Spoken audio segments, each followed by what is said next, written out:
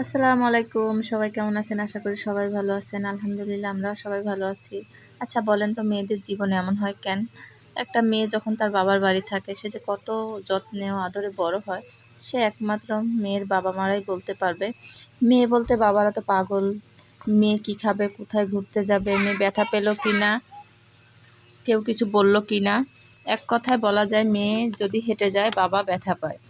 এবার আসি মায়েদের কথা। আমি যখন ছোট ছিলাম হাতে যদি মেহেদি দিছি সেদিন আর হাত দিয়ে ভাত খেতাম না, মেহেদি উঠে যাবে। মা কখনো কাজ করতে দিত না, কষ্ট হবে। আসলে মায়েরা কেমন হয় তা তো বলে বোঝানো যাবে না। মায়েরা জানেন একটা সন্তানকে কতটা ভালোবেসে এবং আগলে রাখে।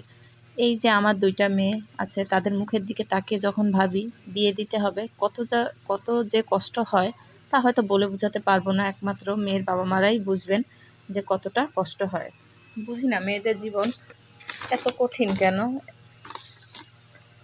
কষ্ট করতে হয়, মানিয়ে নিতে হয়, মানিয়ে থাকতে হয়, ধৈর্য ধরতে হয়, চাইলেও বাপের বাড়ি আসা যায় না। এত কঠিন কেন?